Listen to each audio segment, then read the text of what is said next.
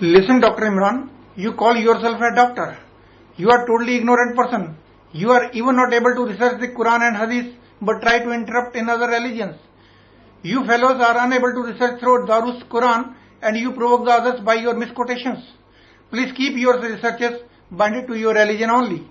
The grandson, Nawaz of your Prophet known as Abu Bakr, who is also known as fourth Khalifa, issued a fatwa, the religious order to the Muslims before the war with Jews, that all those kafirs who denied to accept Islam be beheaded, their women be taken into haram and their children be converted into Islam. Is it not true? You people still follow that fatwa, the religious order. Next, what is the place of women in your religion? That is not a secret. You treat women as a machine to bear children, to increase the number of Muslims. The marriage is not considered as a lifelong relationship, but as a contract. It can be broken by speaking 3 words, talaq, talaq, talaq, and by paying the settled amount at the time of marriage fixed. The game gets over in minutes. After all, the amount is paid. The sentiments are not concerned because she is only a machine to bear children and to satisfy your lust. To marry in other religions is preferred by your males because a ticket to heaven is assured, so that your youth always indulge in luring the women from other faiths. The Prophet said that because when you marry a woman from other faiths, you do a pious job. The next generation born shall be of Muslim faith. So in lieu of your pious services to Islam, you will be suitably rewarded by entering into heaven. And how could one approach your Allah? He resides at the 7th floor of the sky. Our Wahiguru-ji is omnipresent. When needed, you call your Allah and then have to wait for him to come and rescue you, as it takes some time to your Allah to visit you.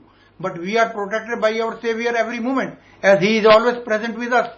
We need not to shout Allah, Allah and call him. Our Wahiguru is not deaf, who can't listen our prayers. Now something after death. We are produced to our God immediately when we die. Our fate is justified in no time. But how your fate is justified? Please listen.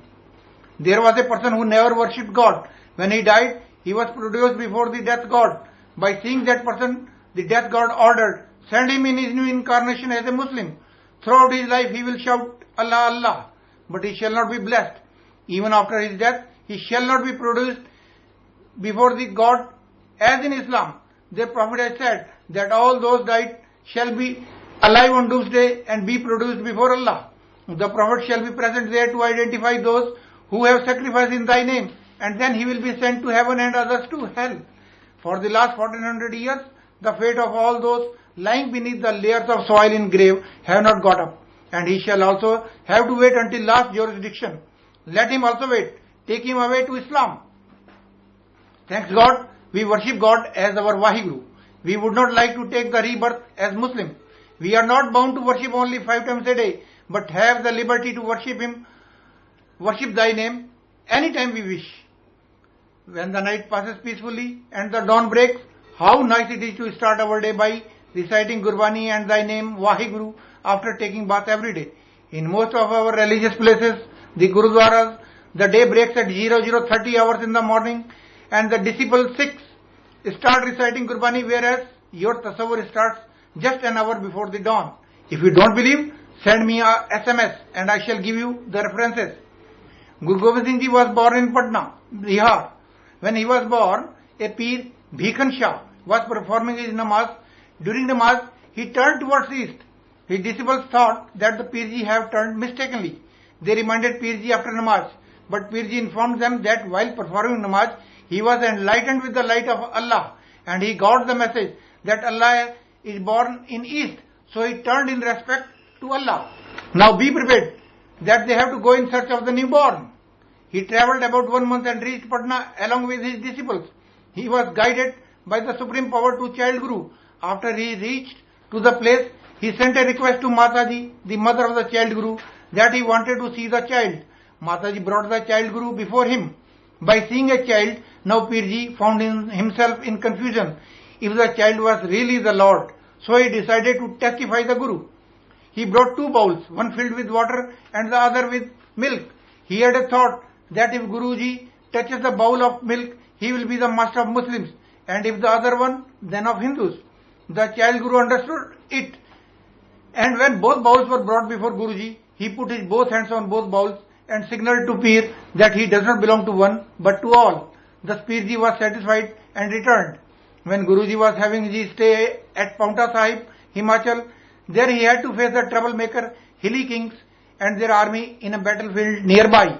The Pir of Sadhaura participated along with his disciples and army of about 700 strong men to help Guruji. His two sons got martyred in that war, but he was a happy person to serve the Lord. After the war was over and Guruji had defeated the combined army of Hilly Kings, the Pirji came to see Guruji. At that time Guruji was busy in combing his hairs. Guruji looked at Pir Sahib and welcomed him. Guruji asked Pir Sahib if he was in need of anything.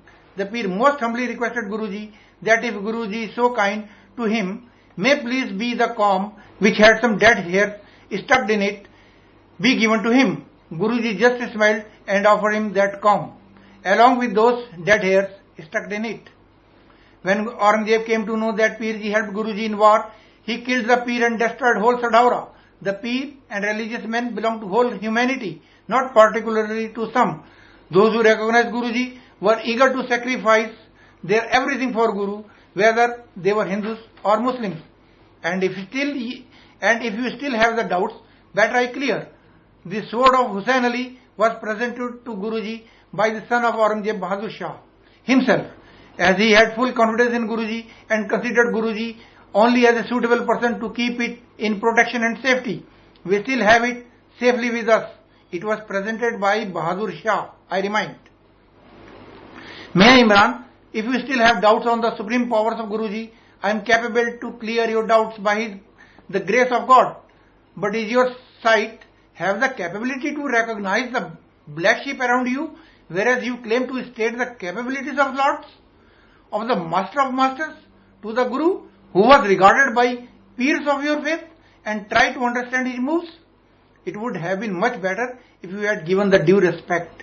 So Miaji, I too know many weaknesses of Islam, and your Prophet Muhammad, like Salman Rushdie had described in his book, but I regard your Prophet, so I restrain myself, and I request you also to restrain yourself. Better you research in Quran and Hadith and take no unnecessary panga with Sikhs. So please don't air the hate and do not provoke others.